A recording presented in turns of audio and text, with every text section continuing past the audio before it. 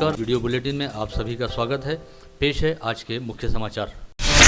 अमरावती शहर से जिले में गर्मी के मौसम दौरान बेमौसम बारिश का कहर जारी है, जिससे फसलों एवं फल बागानों को अप्रैल माह के दौरान हुए नुकसान के पंचनामे अब निपट चुके हैं, जिसमें सर्वाधिक 137 करोड़ रुपए का नुकसान संतरा बागानों का होने की खबर सामने आई है। इस प्राकृतिक आपदा में 64,000 किसानों के 45,000 हेक्टेयर में रबी फसलों सहित साग सब्जी व फल बागानों का 155 करोड़ रुपए का नुकसान होने की रिपोर्ट जिला प्रशासन द्वारा तैयार की गई है। लोकसभा चुनाव के कामकाज में राजस्व एवं कृषि विभाग की स्थानीय व्यवस्था काफी हद तक व्यस्त थी, जिसकी वजह से ओलावृष्टि व बेमौसम बारिश की वजह से हुए नुकसान के पंचनामे का काम लटका हुआ था। मतदान की प्रक्रिया के बाद पंचनामे का काम शुरू हुआ, जिसकी रिपोर्ट तैयार करते हुए विभागीय आयुक्त के मार्फत जिलाधीश सौरभ कटियार ने सरकार से निधि की मांग की है। जिला प्रशासन द्वारा तैयार की गई प्राथमिक रिपोर्ट के मुताबिक 20,000 किसानों के 6,656 हेक्टेयर क्षेत्र में बागायती फसलों का 17 करोड़ 97 लाख रुपए का नुकसान हुआ है। इसके अलावा 44,739 किसानों का 38,000 हेक्टेयर क्षेत्र में फल बागानों का 136 करोड़ 68 लाख रुपए का नुकसान हुआ। इस तरह से इस प्राकृतिक आपदा में कुल 64,748 किसानों का 44,650 हेक्टेयर क्षेत्र में फसलों व फल बागानों का 154 करोड़ 78 लाख रुपए का नुकसान होने की जानकारी सामने आई है। कैंप रोड स्थित मनपा आयुक्त देवीदास पवार के सरकारी बंगले पर आज शाम 5 बजे के दौरान अचानक आग लग गई। यह आग शॉर्ट सर्किट के चलते लगी रहने का अनुमान लगाया गया है। इस अग्निकांड से कोई नुकसान नहीं हुआ। यह आग मनपा आयुक्त के बंगले पर इलेक्ट्रिक के पैनल बोर्ड में शॉर्ट सर्किट होने से लगी। घटना की जानकारी मिलते ही दमकल विभाग का दस्ता तुरंत घटनास्थल पर पहुंचा और आग पर तत्काल काबू पाया गया। अमरावती जिले के बांधों में पर्याप्त जल संग्रहण रहने की जानकारी अधिकृत सूत्रों ने आज मंडल न्यूज को दी और बताया कि अमरावती और बडनेरा शहर को जलापूर्ति करने वाले अपर वर्धा बांध में आज सुबह 7 बजे 48.30% पानी था, जो लगभग 273 दशलक्ष घन मीटर के आसपास है। अपर वर्धा बांध से ही शहर व परिसर को रोजाना 130 दशलक्ष घन मीटर पानी की सप्लाई की जाती है। जीवन प्राधिकरण के अभियंता लेवरकर के मुताबिक यह पानी 1 वर्ष की जरूरत के हिसाब से काफी हद तक पर्याप्त है। साथ ही लेवरकर ने अमरावती व सभी लोगों से पानी का देखभाल कर उपयोग करने की अपील भी की है। सैकड़ों वर्ष की परंपरा रहने वाले भेंडवल की घट रचना का बहुप्रतीक्षित निष्कर्ष आज सुबह घोषित किया गया। फिलहाल लोकसभा चुनाव की आचार संहिता जारी रहने के चलते भले ही भेंडवल की घट रचना के जरिए किसी भी तरह की राजनीतिक भविष्यवाणी नहीं की गई, लेकिन यह जरूर बताया गया कि राजा अपने स्थान पर कायम रहेगा तथा देश की सुरक्षा व्यवस्था व आर्थिक स्थिति मजबूत रहेगी। साथ ही इस वर्ष दुश्मन की ओर से कोई कार्रवाई नहीं होगी। इसके अलावा आज सुबह निकाले गए निष्कर्षों में यह भी कहा गया कि इस बार बारिश के मौसम में पानी जमकर बरसेगा, जिससे खरीफ सीजन के दौरान फसलों का नुकसान हो सकता है और खरीफ में फसलों की पैदावार सर्वसाधारण रहेगी। वहीं इसके बाद रबी में गेहूं की उपज अच्छी रहेगी। कोंडेश्वर मार्ग स्थित सरकारी जमीन पर चल रहे ईंट भट्टों को हटाने के लिए विगत बुधवार की सुबह राजस्व, पुलिस व मनपा विभाग द्वारा संयुक्त रूप से तोड़ू कार्रवाई की गई थी, जिसके बाद 38 ईंट भट्टा संचालकों ने अदालत पहुंचकर अपने खिलाफ हो रही कार्रवाई को चुनौती दी। पश्चात स्थानीय दीवानी वरिष्ठ न्यायालय ने इस मामले की अगली सुनवाई तक इस कार्रवाई को स्थगित रखने का आदेश जारी किया। साथ ही मामले की अगली सुनवाई के लिए 21 जून की तारीख भी तय की। ऐसे में कोंडेश्वर परिसर में सरकारी जमीन पर ईंट भट्टा चलाने वाले लोगों को फिलहाल 1 माह के लिए राहत और जीवनदान मिल गया है। इन ईंट भट्टा संचालकों की ओर से शहर के वरिष्ठ विधिज्ञ अशोक जैन, ऋषि छाबड़ा व MC शर्मा ने अदालत में युक्तिवाद किया।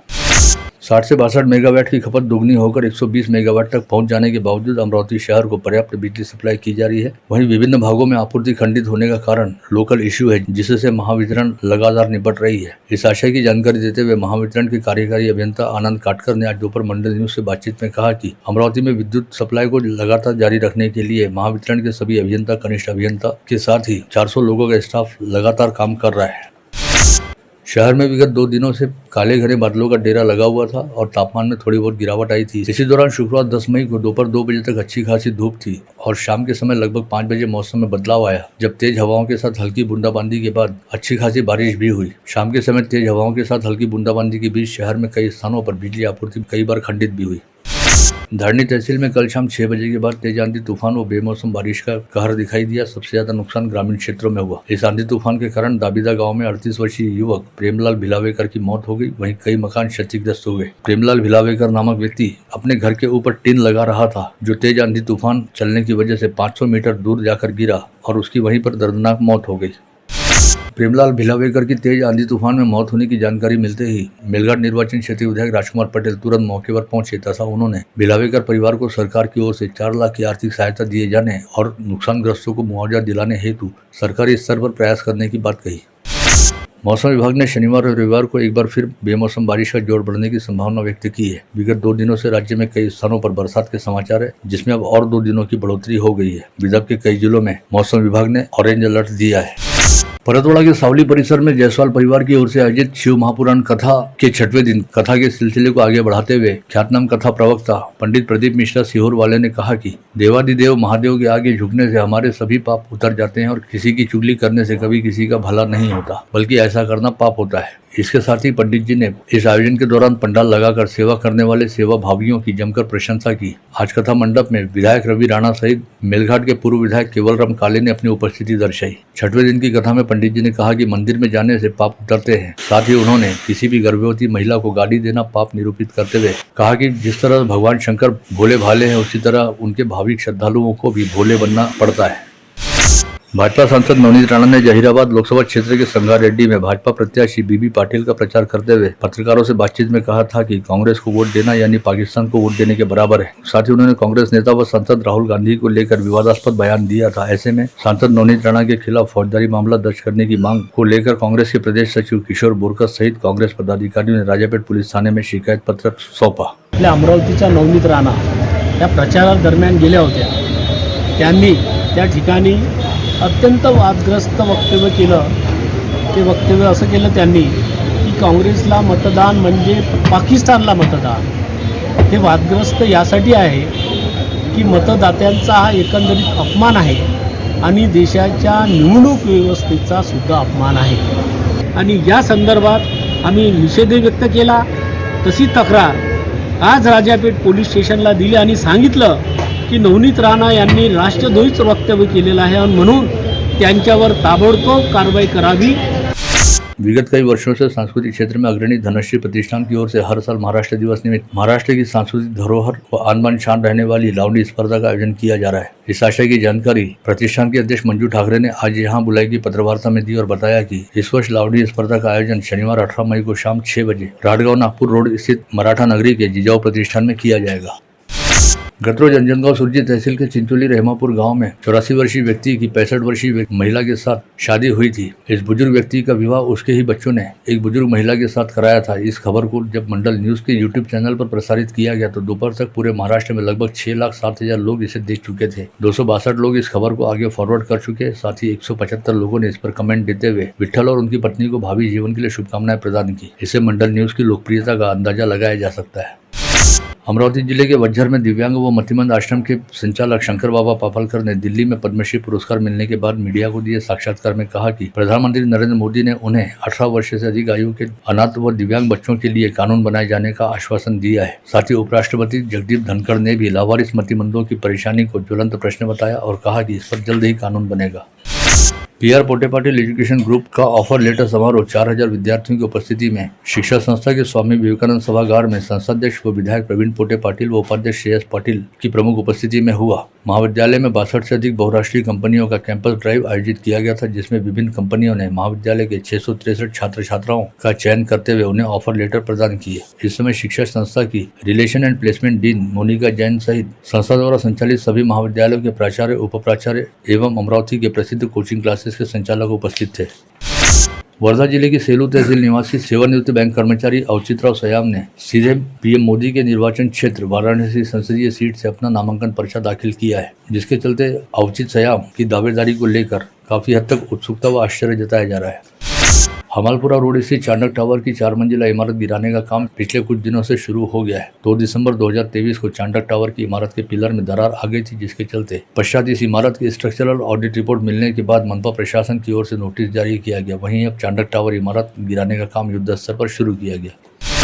अमरावती में चोरी के ट्रकों के फर्जी दस्तावेजों के आधार पर रजिस्ट्रेशन करते हुए उसकी बिक्री करने के मामले में गिरफ्तार 3 RTO अधिकारियों की मुंबई की अदालत ने जमानत मंजूर कर ली है। 11 दिनों के बाद तीनों अधिकारी जेल से रिहा हुए, जिनके आज अमरावती पहुंचने की जानकारी है। वहीं दूसरी तरफ नागपुर ग्रामीण RTO में मोटर वाहन निरीक्षक उदय पाटिल द्वारा अग्रिम जमानत लेने के बाद नागपुर कोर्ट में समन्स को चुनौती देते हुए नवी मुंबई पुलिस को स्पष्ट किया गया है कि यह उनके अधिकार क्षेत्र का विषय नहीं है। नई बस्ती बडनेरा की महिला की सोशल मीडिया पर हुई जान पहचान इस महिला पर काफी भारी साबित हुई। संस्था के नाम पर पैसा जमा कर अब उनसे ही फोटो वायरल करने की धमकी देकर पैसे मांगे जा रहे हैं। महिला की शिकायत पर बडनेरा पुलिस ने गायवल निवासी रवि जामनिक सहित एक महिला के खिलाफ अपराध दर्ज किया है। वलगांव पुलिस थाना क्षेत्र अंतर्गत शिराला के मुख्य चौक पर शुक्रवार तड़के 4:30 बजे गश्त लगा रहे अजहर अहमद शेख बन्नू व सचिन इंगले को गोवंश लदा ट्रक दिखाई दिया। अवैध रूप से कटाई के लिए गोवंश ले जाए जाने की भनक लगते ही उन्होंने इस पर कार्रवाई की। इस समय ट्रक चालक मौके से भाग निकला। पश्चात पुलिस ने 40 गोवंश सहित लगभग 16 लाख रुपए का माल जब्त किया। दरियापुर तहसील के शिवर गांव में रहने वाले सागर देशमुख नामक युवक का शव उसके घर में फांसी पर लटकी अवस्था में बरामद हुआ। सागर देशमुख द्वारा आत्महत्या की गई या उसकी हत्या की गई, इसे लेकर चर्चाएं चल रही है। तिरसा शहर में अक्षय तृतीया के दिन 2 लोगों की शव बरामद होने की घटना से खलबली मची हुई है। दोनों लोगों की मौत उष्माघात से होने का प्राथमिक अनुमान लगाया जा रहा है। हालांकि अब तक अधिकृत जानकारी सामने नहीं आई है। दोनों मृतकों के नाम भीमराव वाघमारे व अर्जुन आपा मुंजाले बताए गए हैं। शहर के निकट वलगांव स्थित सूफी नगर में शिवाजी नगर निवासी नितिन नाले नामक 45 वर्षीय व्यक्ति की शराब पीने और उष्माघात के चलते मौत हो गई। नितिन नाले का शव सूफी नगर में लावारिस पड़ा दिखाई दिया था। अचलपुर तहसील के घुंड वाघोली में रहने वाले राजेंद्र कारले के बेटे को अमरावती के डॉक्टर मुर्के के पास इलाज के लिए जाना था। पंजीयन के लिए उन्होंने गूगल से हॉस्पिटल का नंबर लेकर संपर्क किया तो व्हाट्सएप पर लिंक भेजी गई। उस लिंक पर जानकारी भरकर टोकन नंबर भरने के लिए फोन पे से 10 रुपए भेजने हेतु कहा गया, लेकिन लिंक पर क्लिक करते ही राजेंद्र कारले के 2 बैंक खातों से 1,18,998 रुपए निकाल लिए गए। धामनगांव रेलवे में धोतरा गांव के निकट समृद्धि हाईवे पर स्विफ्ट डिजायर कार दुर्घटनाग्रस्त होने से 6 लोग घायल हो गए। यह हादसा शुक्रवार की शाम 6 बजे के आसपास घटित हुआ। हादसे की वजह अब तक पता नहीं चल पाई है। मनपा का भूखंड बेचने के बाद खरीदार को उस भूखंड का ताबा देने के लिए पहुंचे मनपा के अधिकारियों व कर्मचारियों को परिसर में रहने वाले मिश्रा व शुक्ला परिवार के लोगों ने विरोध करते हुए नापजोक नहीं करने दिया और सरकारी काम में बाधा डाली, जिसकी शिकायत मिलने पर गाड़गीनगर पुलिस ने 3 महिलाओं सहित 5 लोगों के खिलाफ विभिन्न धाराओं के तहत अपराध दर्ज किया। नागपुर से बैतूल छिंदवाड़ा हाईवे पर कारापुर डैम के ठीक सामने शुक्रवार तड़के 4 बजे हुए भयानक हादसे में अमरावती के 3 युवकों की दर्दनाक मौत हो गई थी। इन तीनों युवकों के शव बीती शाम कारापुर डैम से अमरावती लाए गए और लालखड़ी स्थित मुस्लिम कब्रिस्तान में उन्हें सुपुर्दे खाक किया गया। वहीं एक युवक अकोट तहसील अंतर्गत उसके मूल गाँव में ले जाकर सुपुर्दे खाक किया गया। 10 वर्ष, 5 वर्ष व 2 वर्ष की आयु वाले 3 बच्चों की मां माया पंडित नामक 35 वर्षीय महिला वाशिम जिला अंतर्गत राजूरा गांव से विगत 9 मई को अपने घर से लापता हुई। जिस समय यह महिला अपने घर से बाहर निकली थी तब उसके तीनों बच्चे गहरी नींद में सो रहे थे। काफी खोजबीन के बावजूद इस महिला का कहीं कोई पता नहीं चलने पर महिला के पति प्रकाश पंडित ने मालेगांव पुलिस थाने पहुंचकर अपनी पत्नी की गुमशुदगी को लेकर शिकायत दर्ज कराई। वाशिम जिला अंतर्गत कारंजा लाड़ में 2 किसानों के बीच हुए विवाद वाले मामले में कोई कार्रवाई नहीं करने के लिए कारंजा ग्रामीण पुलिस के सहायक पुलिस उप निरीक्षक चौहान व पुलिस सिपाही थेर ने शिकायतकर्ता व्यक्ति से 20,000 रुपए की रिश्वत मांगी थी, जिसकी जानकारी मिलते ही भ्रष्टाचार प्रतिबंधक विभाग ने जाल बिछाकर दोनों पुलिसकर्मियों को रिश्वत की रकम स्वीकारते हुए रंगे हाथ धर दबोचा। बुल्ढाना जिला अंतर्गत कोकता शिवार में रेलवे पुल के पास मारुति मंदिर के निकट तेज रफ्तार दौड़ रहे ट्रक ने सड़क किनारे खड़े ट्रक को जोरदार टक्कर मारी। इस हादसे में घटनास्थल पर ही 2 लोगों की मौत हो गई। पुलिस मामले की जांच कर रही है। यवतमाल जिला अंतर्गत वनी शहर के सब्जी मंडी परिसर में वर्ली मटका अड्डा शुरू रहने की जानकारी मिलते ही वनी के विधायक संजीव रेड्डी बुधगुरुवार ने इस अड्डे पर छापा मारा। इस छापे के कारण वनी शहर में अच्छी खासी खलबली मची हुई है। विधायक बुधगुरुवार ने आरोप लगाया कि शहर में चल रहे इस अवैध धंधे को वनी के थानेदार का भी सहयोग है।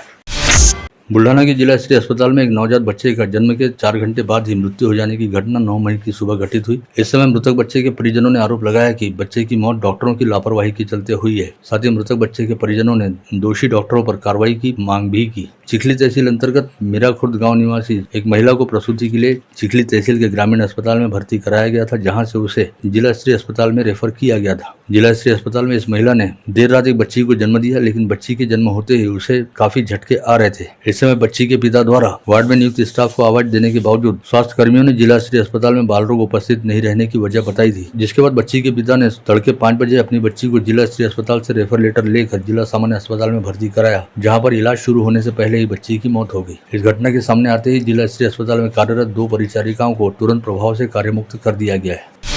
बुल्ढाना जिला अंतर्गत मोताला तहसील में मूर्ति फाटे के निकट 9 मई की दोपहर तेज रफ्तार दुपहिया वाहन तथा भुसावल की ओर जा रही राज्य परिवहन निगम की बस के बीच आमने सामने की टक्कर हुई। इस हादसे में वैभव गणगे नामक युवक की मौके पर मौत हो गई, वहीं उसके साथ दुपहिया पर सवार एक युवक गंभीर रूप से घायल हो गया। ये दोनों युवक दुपहिया पर सवार होकर मोताला से बुल्ढाना की ओर जा रहे थे। यह हादसा दोपहर 2:30 बजे के आसपास घटित हुआ।